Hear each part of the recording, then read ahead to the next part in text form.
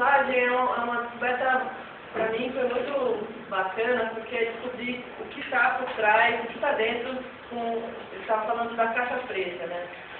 Acho que o CEDI teve um processo de descoberta, quando pegou essa caixa preta, e realmente o que tem dentro aqui em termos de estruturas químicas, né, de elementos químicos. Mas dentro dessa caixa preta também tem muita inteligência, né, que a gente está sofrendo aí os efeitos delas para todo lado, né, a tal da revolução tecnológica e tal. E a gente está cada vez mais sem saber o que tem dentro dela de fato, né, quando a gente acessa o mouse, o teclado e tal, a gente está pensando o Windows. O que é o Windows? O Windows é um sistema operacional. O sistema operacional é só uma parte do sistema que compõe o computador. Então, acho que os hackers, né, eles têm uma veiazinha hacker aí na meta-reciclagem, estão aqui para a gente, para não pegar esse conhecimento todo que a gente tem no computador e simplesmente consumir. A gente quer construir com ele, criativamente e com inteligência. Então, mesmo sistemas de software como hardware são o nosso alvo de ação. A gente trabalha com software livre justamente porque o software livre permite que a gente possa estudá-lo, que a gente possa modificá-lo, que a gente possa distribuir. Então, você fala, a gente precisa de um software que seja mais leve para rodar em máquinas mais antigas, né? Para combater a tal obsolescência programada da indústria. O software livre pode fazer isso muito bem. O software livre provavelmente vai te dar essa resposta. Você não pode pegar o Windows e falar para o Bill Gates ele fazer mais levinho, porque as máquinas são velhas. Né? A estratégia do negócio dele mesmo é essa, né? Quanto mais pesado, mais a gente troca mesmo de máquina.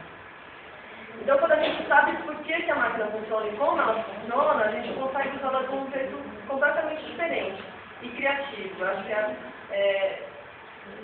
que é uma coisa que não falta pra gente, né? Todo mundo que tem referência com o catador já deve ter visto alguma capitana, alguma prensa, alguma coisa que as pessoas tenham inventado por si mesmo, uma máquina que as pessoas tenham inventado. Vocês já sabiam isso? O pessoal que inventaram de geladeira, bom, então o carrinho já é uma invenção, né?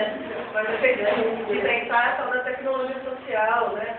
Também já pode ser chamado desse jeito. E a gente gosta de chamar de gambiarra, né? O gambiarra que a gente consegue inventar, e aí quando você inventa uma coisa, você sabe que a relação com a máquina muda, você sabe que uma rodana faz, o que a alavanca vai fazer naquele sistema todo. Então isso é inteligência, isso é criação, e acho que é com isso que a gente tem tentado trabalhar na reciclagem.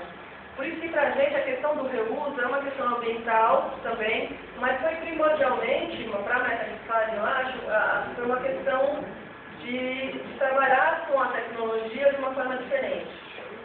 Se deixar, a indústria vai transformar todo mundo em apertador de mão. E aí não é isso que a gente quer, né? A gente quer extrapolar em muito que a indústria tem para nos oferecer. Realmente construir. Bom, então esse movimento já tem 10 anos, a Meta-Reciclagem é uma rede, tem no Brasil todo, praticamente, assim, locais que vão encontrar com esse tipo de experiência que o Barulho está apresentando, o pessoal do Meta-Reciclagem está apresentando, e a gente também lá em Fortaleza. Mas lá em Fortaleza, assim, quem sabe contar realmente a história, eu cheguei depois, o André Paraíba aqui, amei com ele também, para as pessoas que começaram isso numa comunidade, e acreditaram que dava para a gente trabalhar com tecnologia numa comunidade, num bairro muito pobre de Fortaleza, chamado Antônio Bezerra, tinha uma estrutura lá do governo que chamava Casa Brasil, com algumas possibilidades de uso do espaço, e uma delas foi a meta-reciclagem. Então eles começaram a recolher em computadores, sucateados, algumas, até o César, né, doou algumas máquinas e tal. E a própria comunidade, nas oficinas de meta-reciclagem, por si só, começou a consertar os computadores e entregar as associações. Esse trabalho parecido com o que o CEDI faz, mas isso por iniciativa própria da comunidade de jovens. Então, isso rolou um tempo, foi a experiência que fundou lá em Fortaleza. E agora, depois que esse projeto projeto acabou, que era um projeto do governo federal, e tudo muda muito, né, rapidamente. Aí a gente foi, então, continuou esse trabalho de meta-reciclagem na ONG, que aí fica sob nossa gestão, mais fácil. Então, quando a gente foi para a ONG, a gente percebeu, começou a estudar a questão do que a gente estava deixando para trás. A gente não partiu do meio ambiente, a gente partiu da tecnologia. A gente estava deixando para trás lixo eletrônico, e a gente começou a estudar isso. Fizemos uma parceria com a primeira empresa que tem no Ceará, e a única, a gente tem um contexto muito diferente de São Paulo, no Ceará. É a única empresa certificada para trabalhar com lixo eletrônico no Ceará. E a gente fez uma parceria com elas e acompanha, tem um GT de lixo eletrônico, então a gente acompanha tanto o crescimento dessa empresa e a solução que ela está arranjando para cada peça, sabe, né? A gente não tem que saber como monitor. Para a gente, até que deixa eu conversar com você pedir ajuda, porque para a gente o monitor sai por peça, R$35, a gente mandar do Ceará aqui para Suzano. E eu por Recife. Eu não tenho contato de quem está por Recife. Então a gente vai acompanhando justamente a articulação dessa logística em Fortaleza. E a gente tem a convicção, assim, de que dá para trabalhar com o reuso e a reciclagem em conjunto. Inclusive em termos logísticos, porque a nossa experiência está mostrando que quando a gente faz o reuso, a gente já separou tudo. A gente está testando a fonte, está testando a placa, né? Está testando o monitor para ver se tudo funciona. E aí, o que sobra da nossa atividade fica muito melhor para a empresa que depois vai aglutinar esse material e mandar para a recicladora, fica muito melhor para ela fazer isso. Porque as peças já estão todas separadas, ela não vai ter o custo de mão de obra dela de ficar separando isso. Então a gente acha que um sistema bacana para essa questão da logística inversa é ter bastante pontos de entrega voluntária, porque esses pontos de entrega voluntária já passam uma triagem, já passam um reuso. E desse reuso já vai para uma indústria que vai aglutinar, uma empresa que vai aglutinar esse material, separar no nível que a indústria recicladora vai pedir. São duas cadeias aí que a gente coloca que talvez pudessem ser contempladas. A questão do reuso em termos ambientais, está mais do que provado que economiza recursos que você não precisa retirar de novo da natureza, né? Basta, por exemplo, o alumínio da latinha, para ele ser retirado como bauxita do meio ambiente, ser processado até virar latinha, você gasta para reciclar 5% da energia desse processo. Né? Então você tem uma economia de energia para produzir peças que são peças que para mim são funcionais. Se o seu computador quebrou a memória, não está funcionando a memória, ele não vai ligar a memória dela. Mas para a gente é só mudar um cantinho e ele vai voltar a funcionar. Né? Então a gente não precisa jogar tudo aqui fora e começar de novo.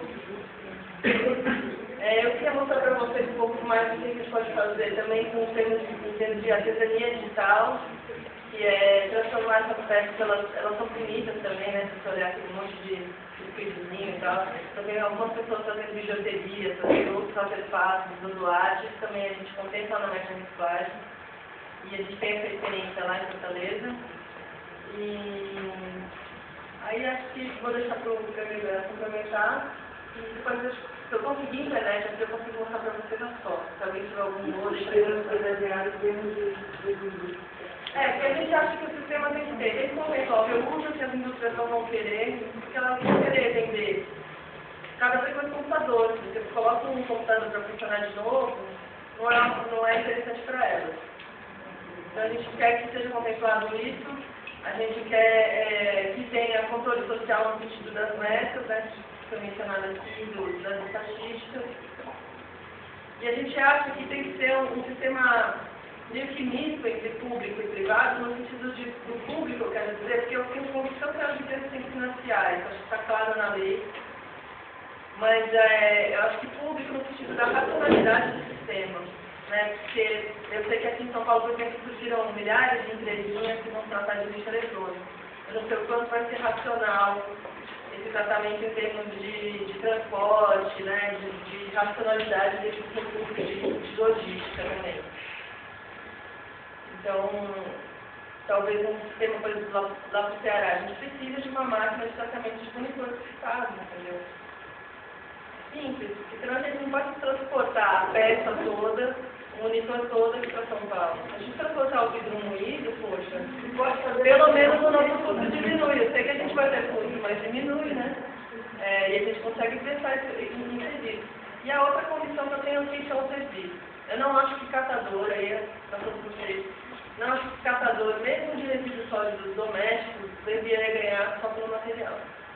Eu acho que ele deveria ganhar pelo material com complementação de renda, né? Os básicos, acho que eles vão receber pelo serviço. Assim como a empresa que recolhe o lixo da nossa casa e leva para frente, ganha pelo serviço, os catadores deveriam, inclusive, ganhar por um serviço que eles fazem muito melhor do que a empresa, que é qualificar o serviço depois e atenuar os desafios. E ter condições de trabalho. Então, não se iluda, eu acho, com a possibilidade de ganhar dinheiro vendendo placas, vendendo lixo eletrônico. Não dá muito. Acho que a Felipe falou muito claro aqui. Tem coisas que, se a gente for ambientalmente correto, é porque tem gente que só vai no silvestre, sabe disso. Né? Como tem catador que só vai no papel e no papelão, né? Porque, enfim, ele está sozinho, está nas costas dele. Tem grupos que trabalham com coleta seletiva, daí tem que tratar tudo, não é? O plástico quando não tem valor, enfim, está submetido ao preço do petróleo, né? O plástico. Então, é muito injusto para o catador. Ele está submetido a um grande mercado financeiro que determina o valor do plástico, sendo que está prestando que esse plástico tem que ser retirado no meio ambiente. Então, esse serviço tem que ser prestado. Nos grupos eletrônicos, acho que é o mesmo. A gente tem que procurar fazer acordos com as empresas de produtoras de eletrônicos que contemplem uma remuneração pelo serviço da retirada, mesmo que haja ganho com o material. A gente precisa defender esse modelo. Acho que é isso, depois a gente pode conversar mais.